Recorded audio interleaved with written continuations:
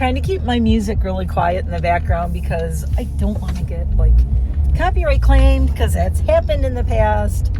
Hi everybody. Well, I'm sure you'll see a short before you see this. I look like a mess today. It's a Monday.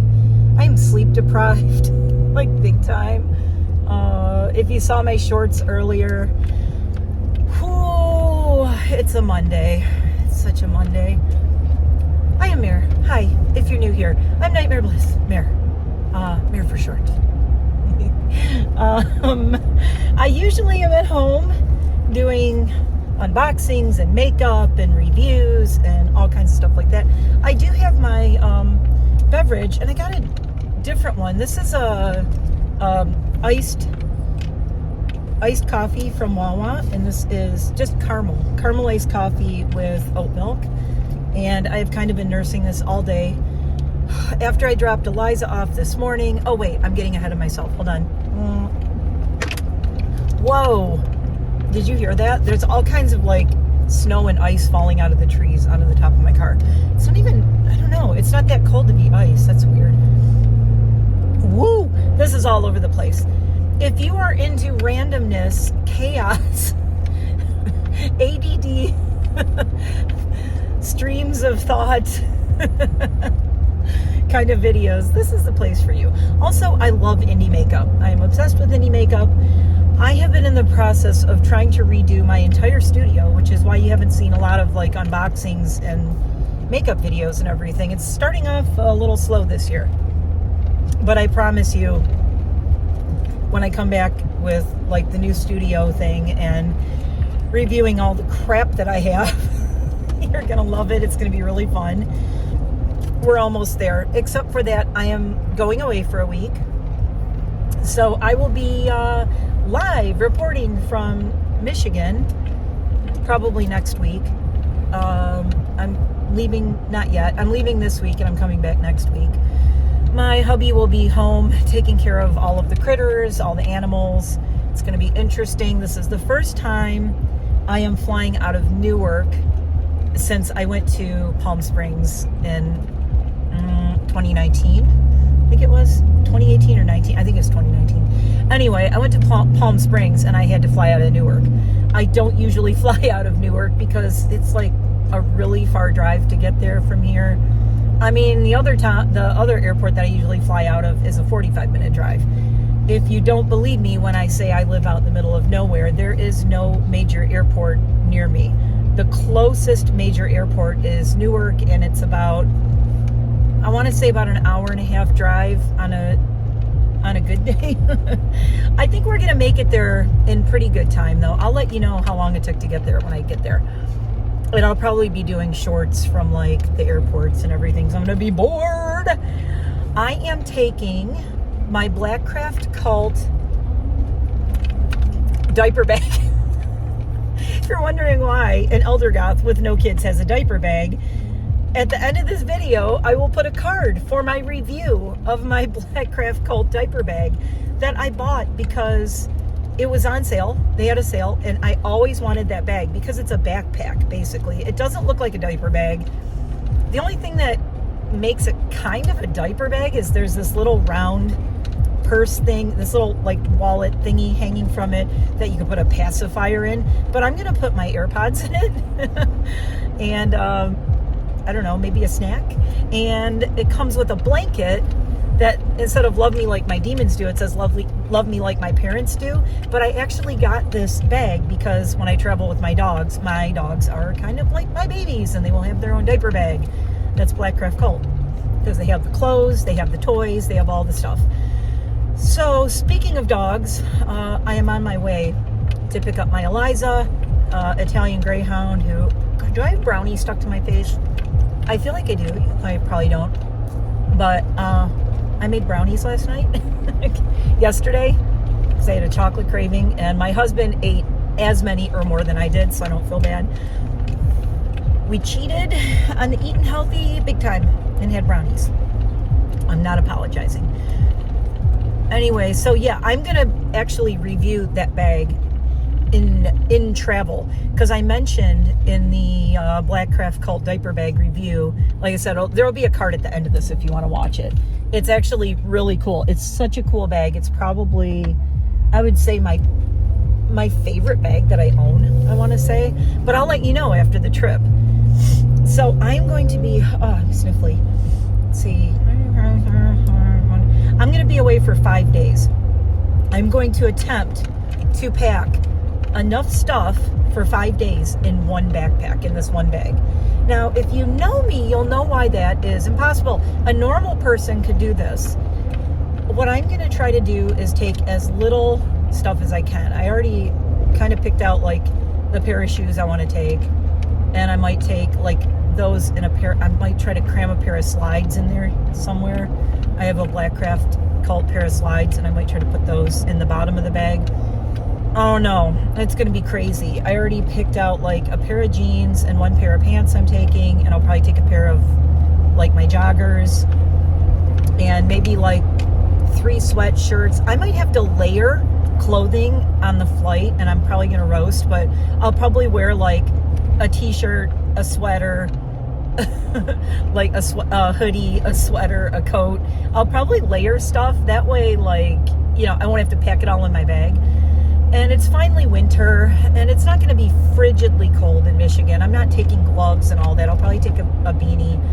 I'll probably wear a beanie, but I don't know. I got to do my hair before I go. My purple is fading out. My hair is a mess. Let's not talk about it. Ooh, when you put dark colors over blonde and lighter colors, of course it's going to fade a little bit faster. At least mine does. So I want to redo the purple, and I want to keep it like really dark and rich. And I think I'm going to put the purple all over this time. So I'll have like the black with like the purple that's here over the black. So I think I'm just going to put the purple all over and be done with it. I don't want to separate the purple and black again. I'm just going to slap purple all over my head and hope for the best. So I might try to do that tonight or tomorrow.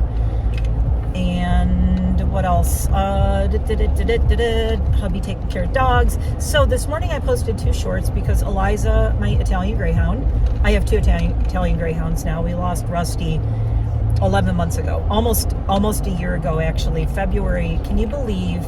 For my people who are not new here, hi, I see you, I love you. You remember Rusty, our little 18-year-old Italian Greyhound. Rusty made it to over 18 years old.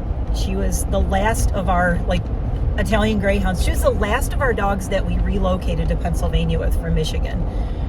So it was especially hard for me and my hubby to lose her because she was our baby girl. She was our 4th Italian Greyhound, and she was the last of our original pack.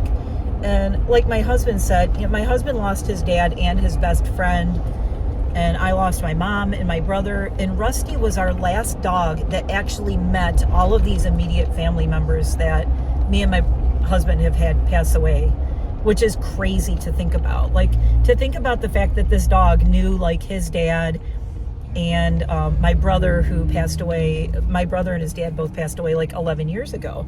But Rusty knew them, you know, she was there for everything. And she was basically, you know, my hubby and I have been together 23 years this year. And Rusty was in our life for almost 18 of those years. We adopted her. She wasn't quite a puppy. She was about just under a year old, around a year old when we adopted her. So 17 of the 23 years we've been together, Rusty was in our life. So it still hurts. Honestly, it is like losing a child when an animal has been with you that long. But it hurts if you lose an animal and they've been with you for like 3 or 5 years or 8 weeks. I mean, time doesn't even matter. To me, the time is, you know what, you can, I don't know if Adam McIntyre is going to see this or is watching this particular vlog, but if you are, Adam did lose his kitty, Tyler, that I did a couple of lives and I was like, please send Tyler and Adam all your good wishes. He did lose Tyler, which is so sad. I just feel so bad for him. I just wish we could hang out and talk because I've lost so many pets and I've been through it so many times and there's so much I want to tell him. I was thinking about doing a video and just being like, here's all the things I would want to tell someone when they lose a pet. I have lost 25 dogs in my life because I was a rescue mama. I was a foster mom. I was, a foster rescue. I took in a lot of senior dogs. So if you're like, how did she have that many dogs? I would take in dogs like Ben, who is Benson. He was one of my favorite dogs that I took in. He was in a kill shelter, and they said he probably only has like days to weeks to live. We don't want him to die in a shelter. Can somebody take him? And I took him. I took him in, and he was with us for 11 months. So, and he improved. He got so good. He did so well. But I stretched out his, he's going to not make it more than a couple weeks to a month to 11 months. So I basically did hospice care for a lot of dogs. I had another Italian Greyhound that I took in from someone, and this one had Addison's disease, and he was really, really sick when I took him in. But the people had moved, and I took him in, and I knew the people really well. So it wasn't like it was a total stranger giving up their dog. They knew me. They knew I had Italian Greyhounds, and we were in touch and everything. But that was Double Stuff. And yes, the Italian Greyhound's name was Double Stuff. We called him Durble for Durble Sturf.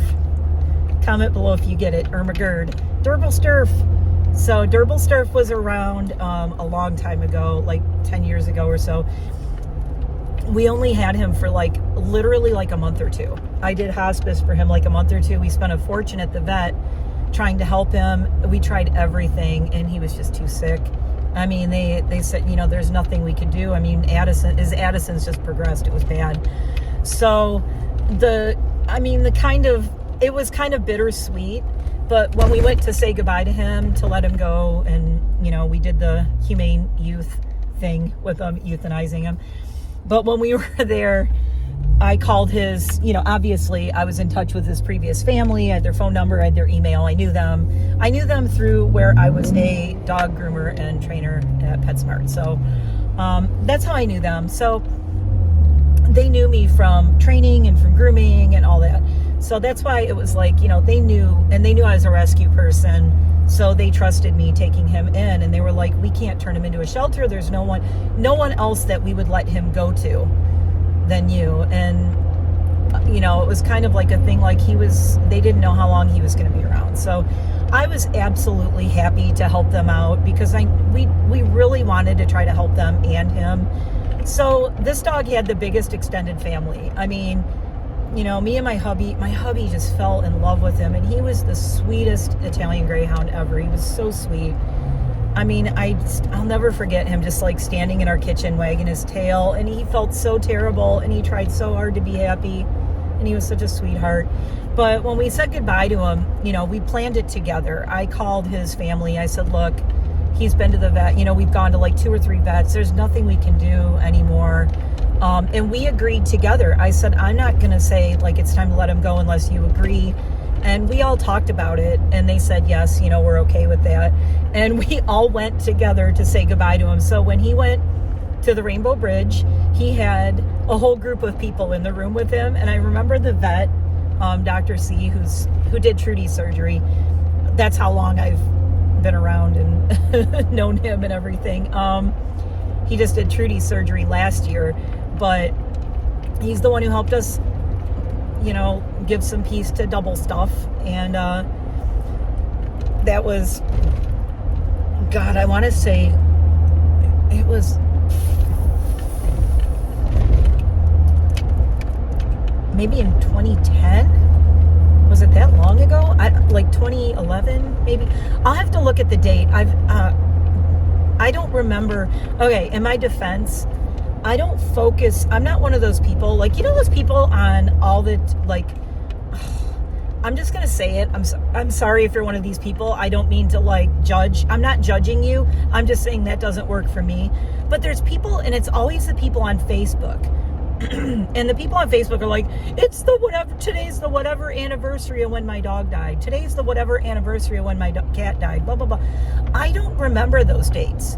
I actually block those dates out of my head. I do not think about or remember dates like that. I just don't do it. Because honestly, it makes me depressed. And it's why do I want to celebrate a sad day? You know, so I remember all my dogs' birthdays. I know everybody's birthdays. I know Tippy's birthday. I know, Velocity's birthday, who was my first Italian Greyhound that I got in March of 2001. I got her March 26th of 2001, my very first Italian Greyhound. And we lost her in 2015, and it was sometime in August, but I don't remember the date because I don't want to remember that date. Her birthday is December 26th, 2000. I remember the happy dates, like when she came to us. I remember gotcha dates. I remember adoption dates. I remember things like that. I remember their birthdays. I don't celebrate, or celebrate isn't memorialize. I don't memorialize, this is the day my dog died. It's like, I don't even think about it. Like the days that they passed away just passed by on the calendar, and I don't even realize that that was the day they passed away. Because to me, it's like hanging on to a trauma. And it is traumatizing. The ones I've lost, I've been traumatized over and over and over with how many of my dogs I've lost, how many I said goodbye to completely alone by myself with no one around to hold my hand or pat me on the back or say, are you okay? I have a lot of PTSD from how many dogs I've said, and not just dogs, rats, guinea pigs, chickens, ducks, turkeys, quail. What else have I had? Mice, hamsters, all the pets I've had. I mean, I've had so many, and I've lost hundreds of pets by this point, hundreds. And I say hundreds because of all the chickens. I had a lot of chickens that passed away. I used to have a really big flock, and chickens only live like the little bantams and stuff. I mean, most of my chickens have all lived about 9 years. That seems to be the top for them. I have some that are older now. Little Red came into my life in 2013. So she's 10 years old this year. And she's still going pretty strong. She even ran away. She's the one who ran away recently. She was gone for 2 days, came back unharmed. I don't know how she did it. I don't know where she was hiding, but I'm glad she's back, and I am keeping her super protected now, because I know she likes to run away and hide.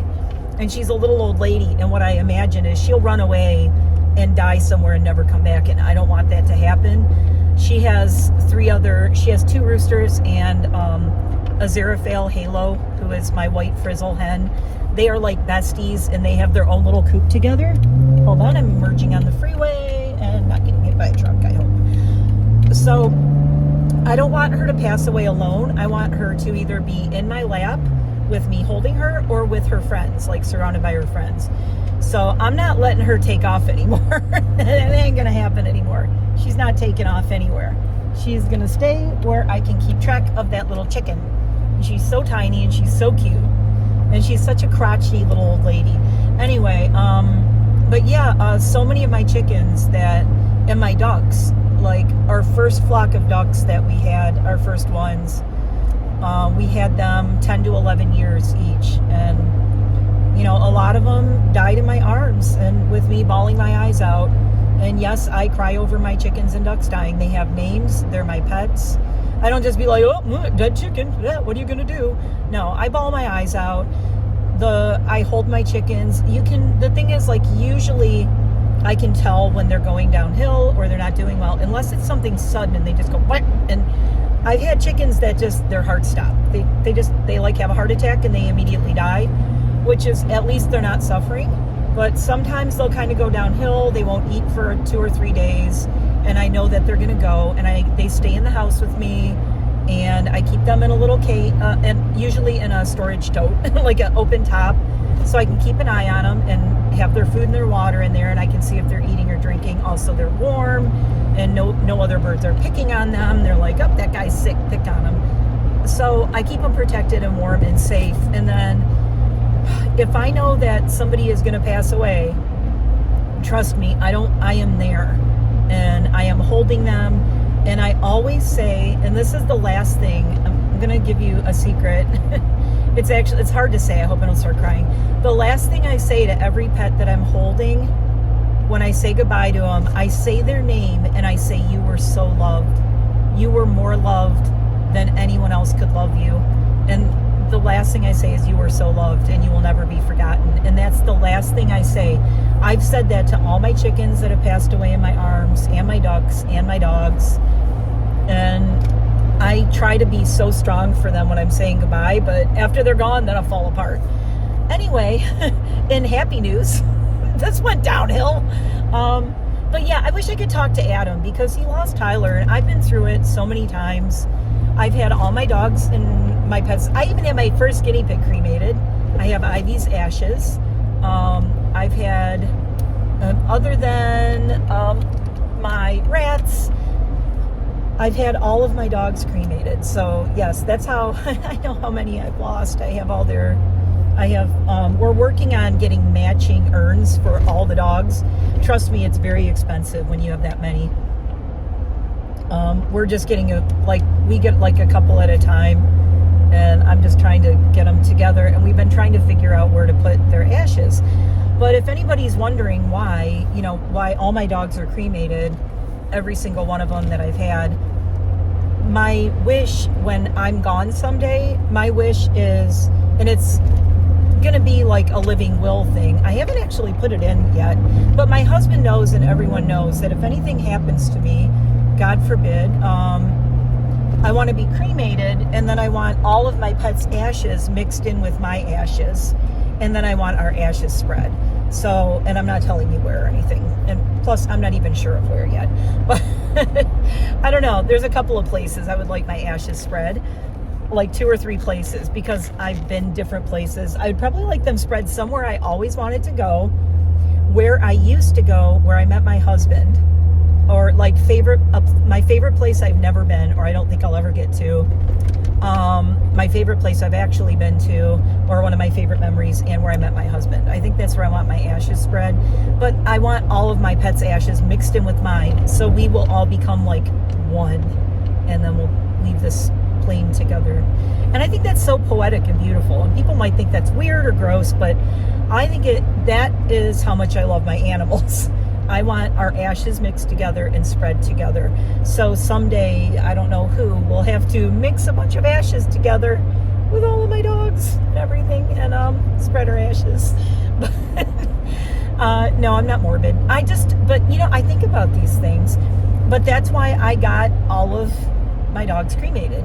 Also because we moved once already. We never buried a dog, or well, we didn't lose any, but we didn't lose any when we lived in Michigan. But I would never bury a dog because I don't ever plan on staying in one place long enough to say my dog's buried here. And if I left, I could not leave without moving the body, which would be, I don't even know how you would do that. I don't want to think about that. That is kind of icky to me. Also, I don't like the whole burial thing in general. It just freaks me out. I don't like I like coffins in the goth sense. Love them for living people, hate them for dead people. Coffins, love them or hate them. Love them for the living, hate them for the dead. That's my stance on coffins. Yeah, I'm a big fan of the cremation. I was so excited when my mom, when I found out that my mom wanted to be cremated. I think that was like the biggest relief I had of the whole thing of like losing her and everything, was like when I found out she was getting cremated, because I just did not want to go through that whole like seeing her in a coffin and her getting buried and all that. I love that my mom is cremated. I think that's freaking awesome. So yeah. What else is going on? I'm almost to the vet. So yeah, Eliza made it through. She had her dental and they called it a mass removal because she got some bumps and things taken off, and those are going to get sent out for biopsies. And they called me and said I could pick her up an hour earlier than planned, so that's cool. So I'm almost there. But listen, if you've lost a pet, or if you have a pet that's doing really badly, let me know. I would love to I've always wanted to do a video like, 10 things I wish I could share with everyone about losing pets, or something like that. I don't know. It's just I don't want to say it's a downer subject. I'm not even, really like, all like, negative and depressy about it. Like there's one, Voodoo. And I've talked about Voodoo. I lost Voodoo he had acute kidney failure. It came on out of nowhere. We spent every penny we could, like more pennies than we could. We spent so much money, drove 2.5 hours to a university in Philadelphia. I tried everything. We talked about, I was like, can you do anything, like, is there anything you can do that's like even experimental? Like, there's no guarantee, like this, we don't know, like, because they do all this testing and experimental stuff at the university. I'm like, I don't care, do anything, we'll try anything. And there was like nothing they could do. And I was like, look, experiment on him and try to do a kidney transplant. I don't care, try anything. And his kidneys were just gone. They were too far gone. There was nothing they could do. And you know, like literally 2 days after taking him down to the university, we said goodbye to him. And it was horrible. And to this day, I'm still mad about it. We lost him in May of 2019. And I don't remember the exact date. It might have been the 13th. I'm not sure. But, you know, the stages of grief with like, anger, acceptance, blah, blah, blah. I've never moved past anger with Voodoo. I've never moved past anger. I'm still mad. It's been since 2019. I'm still mad. Because it's not fair. He was supposed to be my dog that was going to live to be like 25, you know. I did everything right with him. But I'll have to talk about him some other time. I'm here to pick up Eliza, and I keep talking about all these downer things.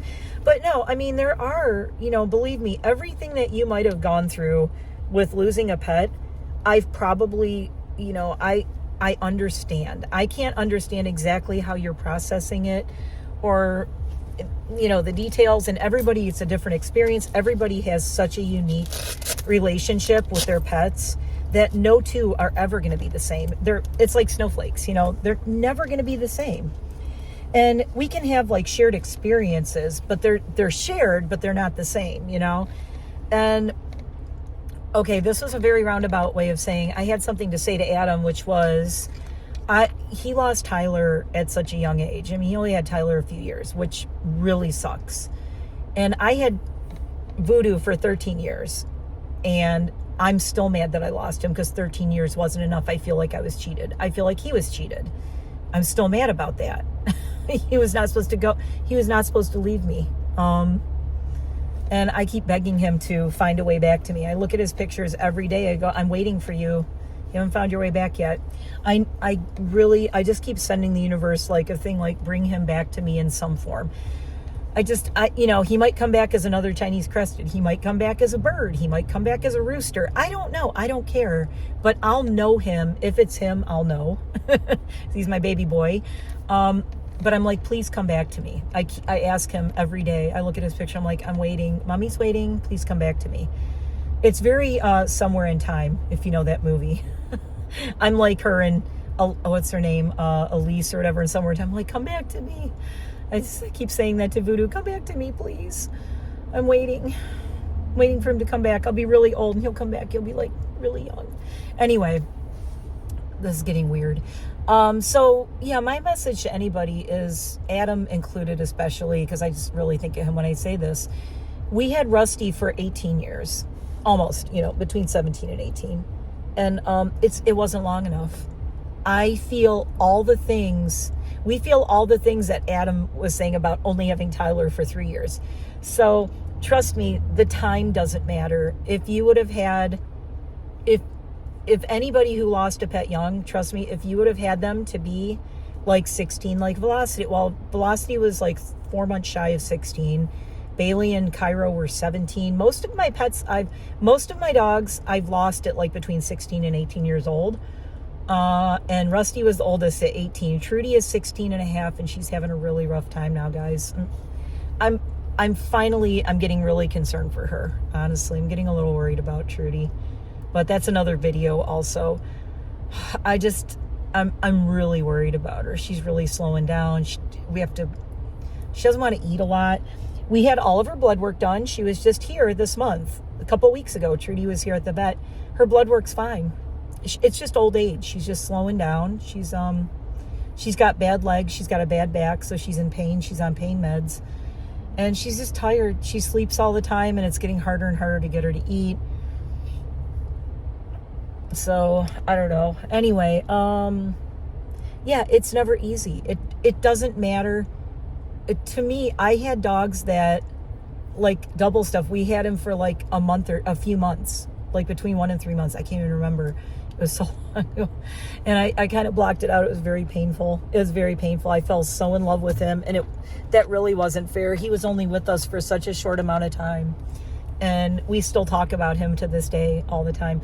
I had Ben for 11 months. I took him in, and he was at a high kill shelter in New York City. And I drove out and a rescue group went and pulled him. They were allowed to pull him from the shelter, and they said, we need a home for him. And I saw it on Facebook. I was like, I'll take him. Totally not my kind of dog. He was like a lab mix, but he was so sweet. And I called him Smush. His nickname was Smush, but called him Benson. And I kept him going for 11 months, and he had the time of his life. He used to play in a kiddie pool on my deck. So I gave him, maybe over 10 months that he wouldn't have had, and he was loved. He was so loved, and he was here 10 months. He did not die in a shelter alone or get euthanized. He was with me. I mean, we did have to let him go. He had a stroke. He did have a stroke, and I had to take him to the vet, and I was by myself. I had nobody to go with me. And I remember I laid on the floor next to him, just bawling my eyes out. I'm getting choked up. I did not want him to go. I loved that guy so much. And he was with me 11 months, and he was just a stray he was a stray in New York that I took in because I didn't want him to die in a shelter. So, and my heart is just as broken over him as Rusty, who we had as part of our family for, 17 years. So really, if the love is there, it doesn't matter. It's going to hurt, whether it's 3 years or 19 years or however long. It hurts and it sucks, but you'll get through it. You will. And you just have to find your way. And I was so happy Adam was like, I'm allowing myself to feel all the feelings. And you have to do that, because I didn't do that when I lost 5 dogs in 2015, all the oldest in our pack. That's the problem when you adopt a bunch of dogs that are all the same age. They all passed away, and they were all around 16, 17, 18, my first group of Italian Greyhounds. There was Velocity, Bailey, Cairo, Tippy, and Aurora. We lost in 2015. Worst year of my life. I've talked about it before. Anyway, I have to go in and get Eliza. So now we're going to be talking about something happy. Let me go get Eliza, because that's going to make me really happy, and it's going to take all this sad talk away.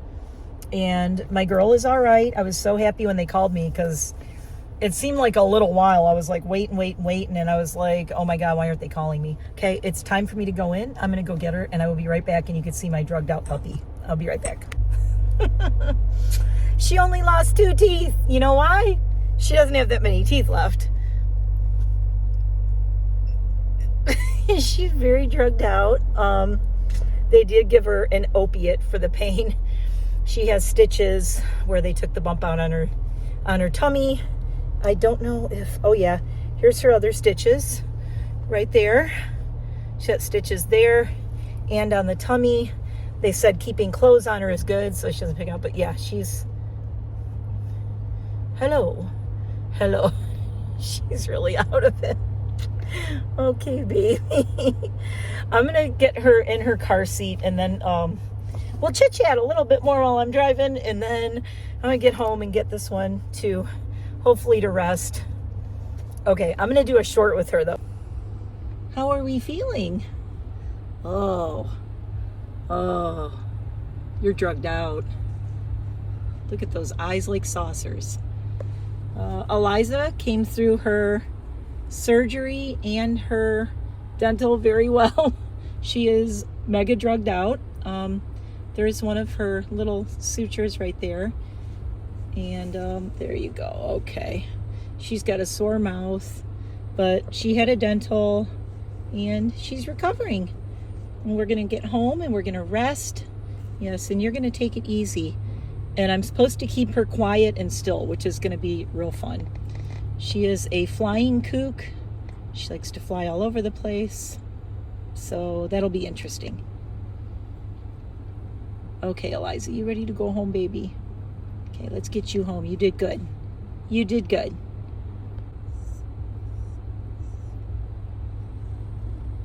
Eliza is in the car and very drugged out. I'll have what she's having. We're home. We're about to go inside. And she's got her arms around me and clinging to me like crazy. Oh, she's fine. We're home. Things are good. We're going to rest.